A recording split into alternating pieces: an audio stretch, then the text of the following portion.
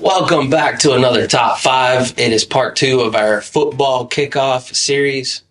Don't worry, there's only 2. We'll go back to regular stuff next week. Last week we covered what tailgate foods to munch down on during the big game, and today, since there's so many of them and such good candidates, I really had a hard time with this. Shout out to my team. I don't put these lists together on my own. I got some people I run this by, so shout out to everyone that I run these suggestions by. Get their feedback, and I really appreciate it. You are appreciated. I needed the source. I shouldn't have said appreciated twice there. But today we're doing top 5 football movies on some random comedian's top 5 that means absolutely nothing.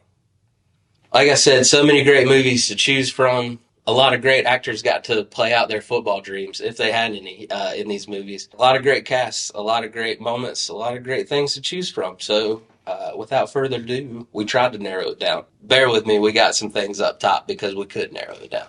So we got a shout out to The Longest Yard real quick. Came out in 1974 with Burt Reynolds as the star-studded QB that was imprisoned and had to take on the corrupt warden and his goon squad of guards. They remade it in 2005 with Adam Sandler as the star QB. It had Nelly in there. It had Chris Rock. It had a cameo from Burt Reynolds. Had Goldberg in there. We got an honorable mention this week. It is The Little Giants. I love that movie growing up. It is a quintessential underdog story. Rick Moranis' Giants were just a ragtag group of players that didn't make the squad because Ed O'Neill had his Cowboys, and they just were the best of the best, or so they thought. Rick Moranis' daughter, played by Shauna Waldron, had other ideas, and they won, and it's just a great feel-good story. Without further ado, number 5, we got Varsity Blues. James Vanderbeek, Amy Smart, John Voight, Paul Walker, just a great cast. It was about high school football in small town Texas. All these players' dads played for Coach Voight, or whatever his name was in the movie, and they were just supposed to play too. It's just what you did. You played football in high school and you won state championships, or you at least competed in them. James Vanderbeek's character had no will to do that whatsoever. He was off to Ivy League and bigger and better things in small town Texas. This coach has been getting away with all this stuff for all these years, putting pain needles into players' knees and destroying their futures. And it happens to Paul Walker, the star-studded QB. That's why Vanderbeek gets his spot in the first place. Try to do it to the running back. The whole team rebels, kick him out. They go on and win the game. It's great. I love it. My favorite part of the movie is when Vanderbeek throws the ball at the mascot on the horse and he falls over. I love it. He hit him, not the horse. The horse was fine. It's okay. So number 5, we got Varsity Blues. Number 4, another 1999 movie. It is Any Given Sunday. It's partially based off a 1984 novel called On Any Given Sunday by former NFL defensive end Pat Tomei.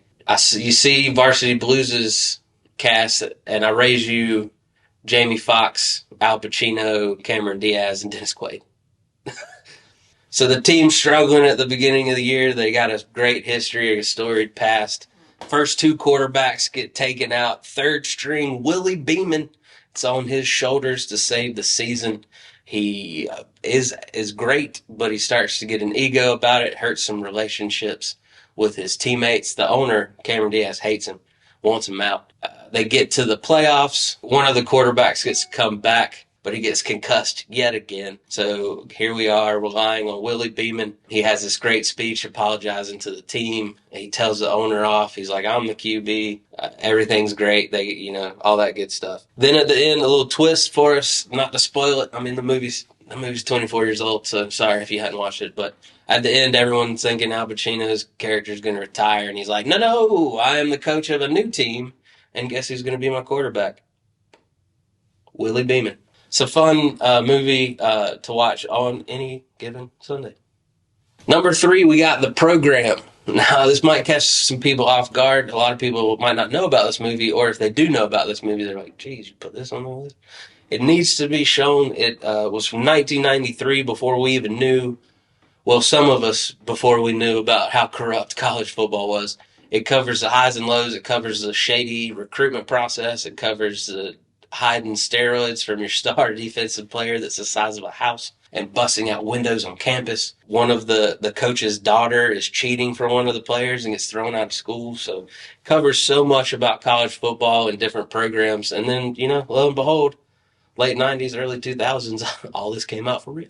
The team's able to pull it around at the end and win the big game and win the conference and go into a big bowl game. And the coaches relax a little bit because they realize their quarterback's going to be back for another Heisman run the next year. And everyone's fine and dandy, except for the lives ruined by all this stuff. But business as usual on the program. Number 3. Moving on to number 2, we got Rudy.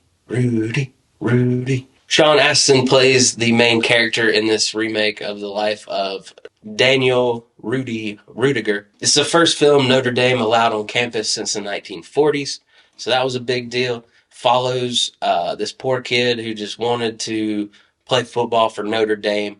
He's not academically eligible. He's got to go across the street to Holy Cross College, tries to walk on. He gets a job with the groundskeeper, who then we find out has never actually seen a Notre Dame game. So just everyone's little underdog stories get to come up together. He finally gets into Notre Dame after 2 rejections, and then now he's in school, but he's still not on the football team, so he's trying to walk on. And they say, hey, 30 people that have scholarships aren't even going to dress out on game days. So it is what it is. So he battles. It's the final game of the season. He's won over the whole team with his dedication and his grit on the practice squad. Everyone puts their jerseys on the coach's desk, and they're like, Rudy can have my spot, coach. That's how much of a team guy this guy was. All right, so Rudy's got a spot on the field now, but he's not playing. And it's getting to be the end of the game. It's near the goal line at the end of the game, and the coach sends all the seniors in except for Rudy because it's offense. Rudy plays defense. The team doesn't listen to the coach, and they're supposed to do victory formation, which means they just kneel on it in the game. No. They're getting Rudy in. So they score. Guess who gets to play on the kickoff? Rudy. He goes out there on defense, sacks the quarterback as the game expires, gets carried on his shoulder from his teammates. We get a cameo from the real Rudy.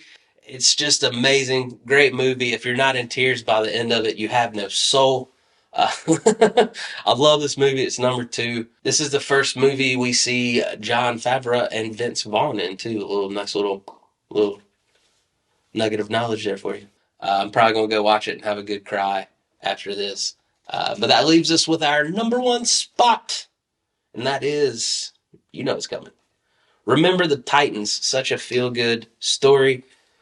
This was in 2000. It's based on the true story of head coach Herman Boone. It's about integrating a football team in early 1970s, 1971 to be exact. A complete all-white team and a complete all-black team came together, had to get along. So that just means 2 of every position. So everyone had to figure it out. And Ryan Gosling was the odd man out. I'm kidding. He just sucked as a corner. He couldn't cover. So, you got to be able to keep up with him, man. Sunshine and all his glory in the quarterback position. You got so many great players, so many great stories. It makes you feel like it would have been fun to be a part of that movie. And another guy, the big guy, the lineman, he also lost a lot of weight. So inspiration everywhere. It does have a sad note at the end. You see they're at a funeral at the beginning of the movie, but then at the end you find out it's for the star linebacker who really was instrumental in bringing this team together with his weak side or strong side, whichever one played what. Partner in crime, the other linebacker. Their bond over the whole movie is fantastic. I love it so much. I had to put Remember the Titans as number 1. I'm captivated every time I watch this movie, and I know it's going to happen. That's my top 5 football movies. You know the drill. Hit that subscribe button. Let us know in the comments what you would change, what you would add, what you would drop, which of these was your favorite. Let us know. Also, hit us with those top 5s you want us to do next. We'll see you next time.